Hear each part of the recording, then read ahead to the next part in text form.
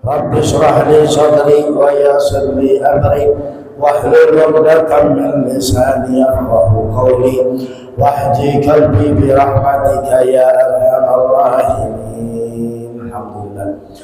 Amma ba'd, yang saya hormati, yang saya muliakan Nabawi beserta jajaran dan juga Ketua DKM beserta jajarannya, pengurus, dan juga para asatid, juga kepada imam rawatib dan kepada hadirin bapak-bapak yang dirahmati Allah Subhanahu wa taala. Mudah-mudahan dosa-dosa kita diampuni oleh Allah Subhanahu wa taala. Hajat-hajat kita dikabulkan oleh Allah Subhanahu wa taala. Kesulitan-kesulitan hidup kita diberikan jalan keluar oleh Allah Subhanahu wa taala.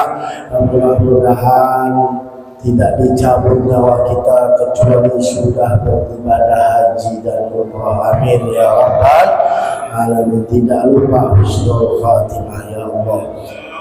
Alhamdulillah, kita berada di bulan Dzulhijjah, masih berada di 10 hari pertama bulan Dzulhijjah. Alhamdulillah, hari ini hari ke-8 ya.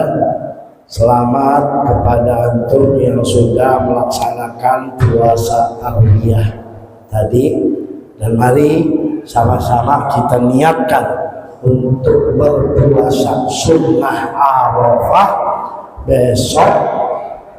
Insyaallah, mudah-mudahan di mana Allah Subhanahu wa taala akan mengampuni dosa kita 2 tahun, setahun yang lalu, dan insya Allah setahun yang akan datang kan kita belum.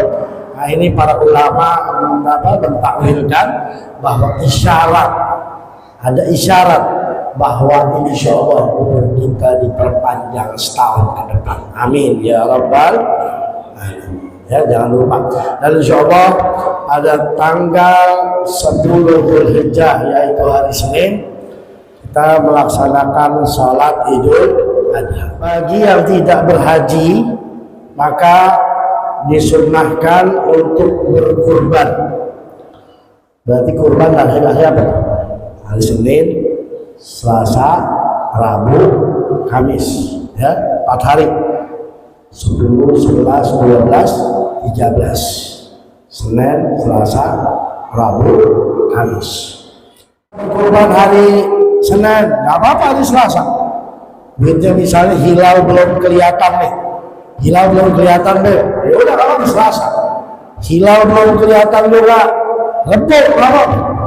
Sampai hari Kamis. Hilal belum kelihatan juga, ya udah nasib deh. Ya, lihat, mudah-mudahan tahun depan bisa berkurban. Amin. Dan hukum kurban adalah fardhu kifayah menurut mazhab Imam Syafi'i. Fardhu kifayah artinya jika di dalam satu keluarga sudah ada yang berkurban, maka gugur hukum terhadap yang lain. Gugur kewajiban bagi yang keluarga yang ada yang lain. Jadi kalau suami sudah berkurban, istri, anak nggak berkurban nggak apa-apa. Tapi kalau mau berkurban juga silakan, bagus, ya. Tapi kalau nggak ada, khawatir nanti kena dosa semua, ya. Karena memang ini apa ya ajaran Nabi SAW, ajaran Allah Subhanahu wa taala, mana tujuannya tidak lain dan tidak bukan untuk berbagi kepada sesama. Ya, jadi Islam itu bukan hanya memikirkan diri sendiri, pikirin orang lain juga. Bahkan kita haram tidur sedangkan tetangga kita dalam keadaan lapar. Ya, hati-hati nih. Ya, insya Allah. Nah, mudah-mudahan pembahasan kali ini kita bahas tentang adab saat berkurban. Sini ada panitia nih. Ada panitia nih nggak? Ada, hadir nih ngaji. Nah, kasih tahu yang nggak ngaji nih, ya, bagaimana adab-adab ketika berkurban. Bismillahirrahmanirrahim. Ketika kita berkurban, kita sebagai makhluk Allah Subhanahu wa taala diberikan kewajiban untuk senantiasa berbuat baik kepada sesama makhluk Allah Subhanahu wa taala. Ya, jadi berbuat baik itu bukan cuma ke sesama manusia, ke semua makhluk Allah, tumbuhan. Nggak boleh kita sembarangan main bakar aja, main bakar aja. Ya, hewan pun juga begitu, termasuk kepada hewan kurban. Di sini dijelaskan oleh Nabi Muhammad SAW dan diriwayatkan dari Al-Imam Muslim, hadis sahih, di mana qala Rasulullah SAW, bahwa Nabi SAW bersabda, qala innallaha katabal ihsana ala kulli syai', bahwa Allah Subhanahu wa taala mewajibkan berbuat baik kepada segala sesuatu. Fa idza qataltum fa ahsinu qitlata, apabila kalian membunuh maka bunuhlah dengan cara yang baik. Dan bagaimana Islam ini bukan agama yang kasar, bukan agama yang brutal seperti yang dibicarakan oleh musuh-musuh Islam. Islam kasar, teror Islam. Padahal ajarannya tidak mengajarkan begitu. Membunuh harus membunuh dengan cara yang baik, kata Nabi SAW. Fa idza dzabhtum fa ahsinu dzabha. Ya, jika kalian menyembelih, ya, maka berbuat baiklah di dalam menyembelih. Dan hendaklah seseorang dari kalian menajamkan pisaunya, ya, dan menyenangkan sembelihannya. Sama kambing, sama sapi kita disuruh berakhlak. Bahwa bagaimana dengan manusia? Ya? Bagaimana dengan sesama manusia? Sama kambing, ya, sama hewan ternak kita disuruh berakhlak. Tajamkan pisaunya, kalau belum tajam jangan dipakai. Apalagi sampai begitu. Ada nggak yang begitu? Banyak, tempat saya banyak banget. Kesian kali. Digeget, digorok. Ya, ini kata nggak ngaji. Ya. Nah, dari hadis di atas, para ulama menyimpulkan bahwa ada beberapa adab-adab terhadap menyembelih hewan kurban. Yang pertama, adab-adabnya adalah orang yang berkurban adalah yang menyembelihnya. Ya, jadi kalau antum berkurban, kalau bisa antum yang sembelih. Ini sunnah Nabi SAW, di mana Nabi Muhammad SAW ketika beliau berkurban 2 ekor kambing, ya, yang besar, tanduknya besar, ya, bulunya yang tebal, yang bagus, dagingnya yang banyak. Jangan nyari yang kecil, tanduknya kecil. Ayo, ini setahun sekali. Kalau kita nabung setiap hari, celengan sendiri, bikin celengan khusus kurban, insya Allah setahun nggak berasa, Pak. Ya, bisa beli 2 kambing tuh. Tapi kalau kita sekali keluar gede, kayaknya berasa. Kambing berapa deh? Oh, ini yang gede 4 juta, oh, berasa. Tapi kalau kita nyicil setiap hari, ya, ada duit masukin buat kurban, insya Allah setahun bisa lebih dari 5 juta. Insya Allah. Makanya cari hewan atau cari binatang kurban yang bagus, sebagaimana sunnah Rasulullah SAW. Dan Nabi Muhammad SAW ketika beliau berkurban, beliau meletakkan kaki beliau di leher hewan, lalu menyembelih dengan mengucapkan basmalah dan bertakbir. Kemudian beliau menyembelih sendiri kedua domba tersebut. Ya. Yang kedua, tadi yang pertama tuh sunnahnya bagi yang menyembelih dia sendiri yang potong. Kalau dia nggak bisa, maka dia wakilkan, ya, dia wakilkan kepada seseorang yang memang ahli. Baik, yang kedua, menggunakan pisau yang tajam, dan pisaunya kalau bisa pisau yang khusus untuk menyembelih. Ya, jangan pisau dapur ditajemin. Beda, ya, takutnya nggak nyampe pada saat kerongkongannya, harus punya pisau sendiri. Biasa Ustaz anak tuh. Ustaz anak banyak pisaunya, Masya Allah, macam-macam ya. Insya Allah mudah-mudahan An-Nabawi punya inventaris sendiri yang bagus. Yang ketiga, ya, adab daripada berkurban, tidak mengasah pisau di depan hewan yang akan disembelih. Masya Allah. Kita asah depan muka kambing. Coba kalau kita mau dipotong gimana? Diasahin depan kita. Apa kita rasain? Begitu juga terhadap hewan. Ya, jangan diunjukin. Ayo bikin lagi. Ya, jangan, akhlaknya tidak seperti itu. Umpetin, pegang pisau ini juga jangan petantang petenteng. Kambing ini lagi pada mau dipotong nih banyak. Pegang petantang petenteng begitu juga jangan.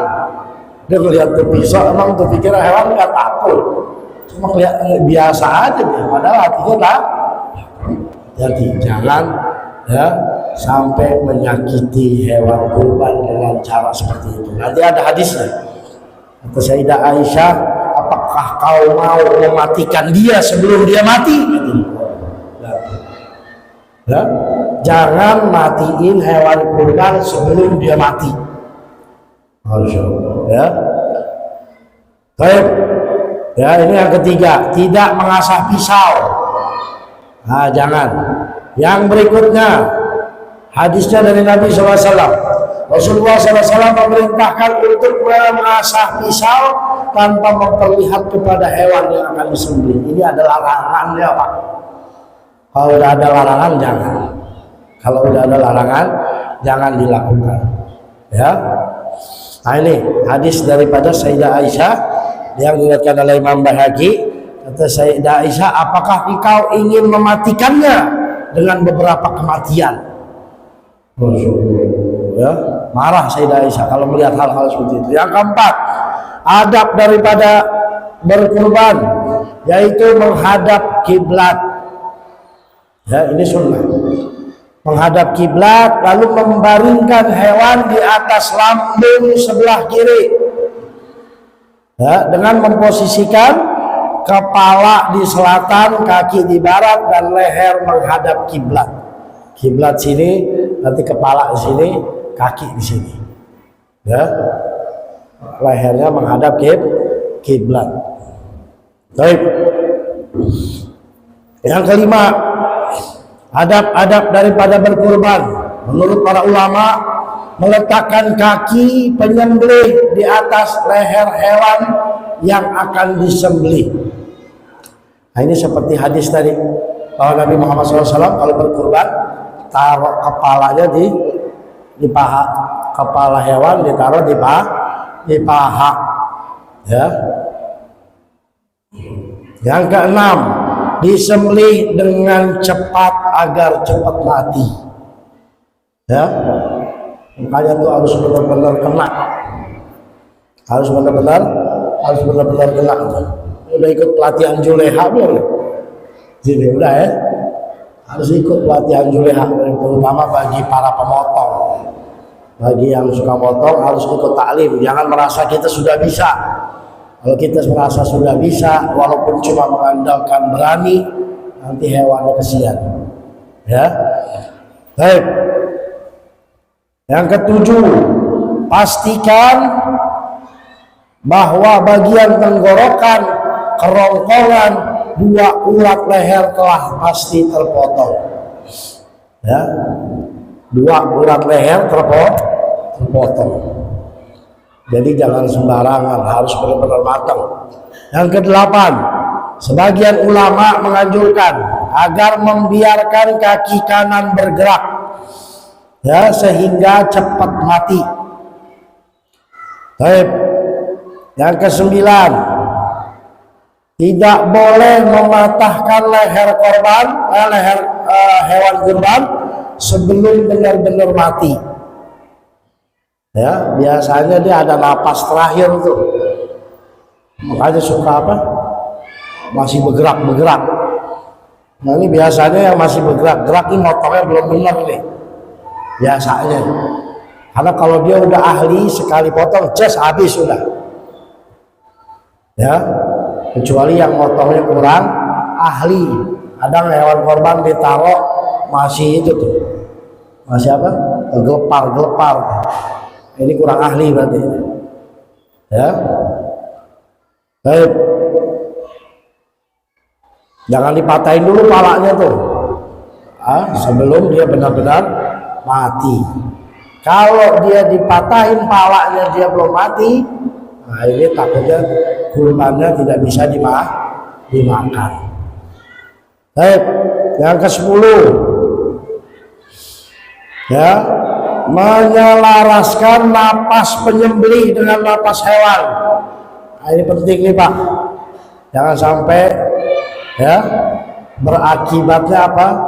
Hewannya jadi bau. Nemuin nggak suka bau kambing gitu, ya? Walaupun dagingnya udah jadi daging nih, tetap bau kambingnya, baunya masih ada. Ini karena motongnya salah. Jadi bukan kambingnya yang bau, ya, motongnya salah. Bagaimana yang benar? Ya, dengan cara tangan kiri penyembelih, dengan cara melakukan penyembelihan pada saat kambing atau domba mengeluarkan nafas. Ya, berasa tuh kalau dipegang di ulat itu, dicari dulu biasanya itu, cari dulu.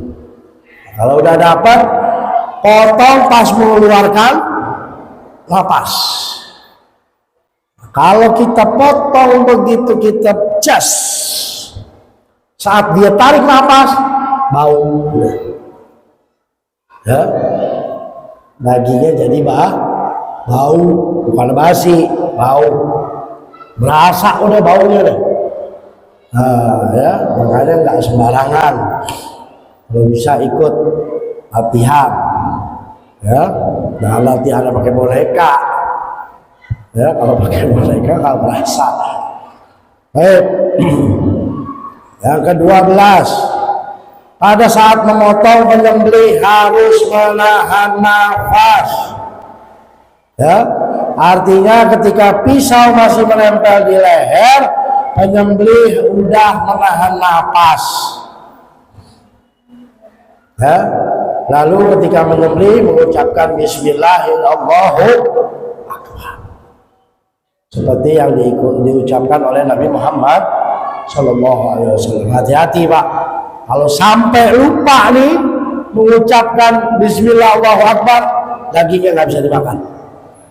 Kalau Allah melarang segala sesuatu, ya, yang tanpa mengucapkan Bismillah, ya, mengucapkan nama Allah Subhanahu wa Ta'ala.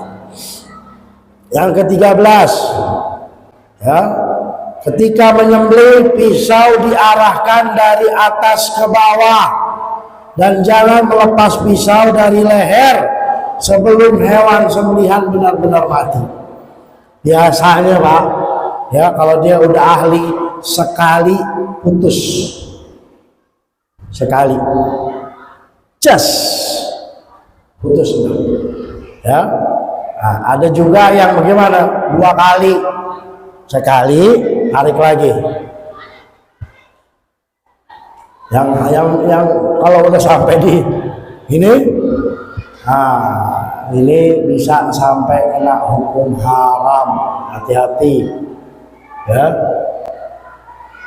Dan juga para penyembelih, ya, terutama panitia yang berada di sekitar area penyembelihan, ya, adab-adab juga dijaga di dalam menggunakan celana. Jangan pakai celana pendek.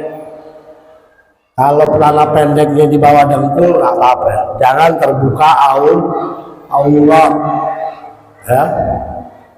Bentar kotor, kena darah, ya naikin, ya, training misalnya, naikin, gulung nggak apa-apa, ya, gulung. Jangan pakai celana pendek. Baik, kalau dari bawah ke atas bagaimana? Terserah, boleh. Yang pasti, ya, sesuai dengan adabnya. Sekali kalau mau tarik sekali boleh, mau 2 kali boleh, 3 kali 4 kali yang dilarang.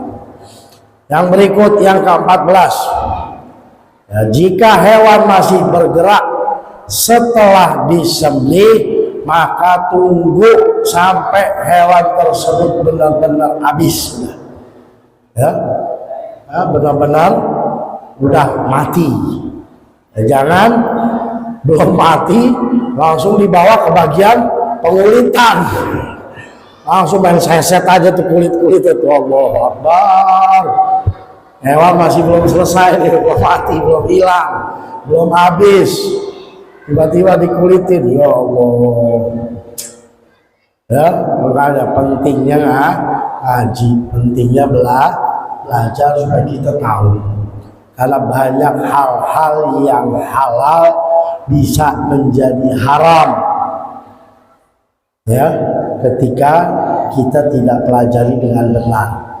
Mudah-mudahan Allah Subhanahu wa taala berikan kepada kita taufik hidayah dan juga ilmu-ilmu yang bermanfaat sehingga kita bisa mengamalkan ilmu tersebut. Dan mudah-mudahan kita diberikan kemudahan oleh Allah Subhanahu wa taala untuk bisa melaksanakan puasa sunnah Arafah besok.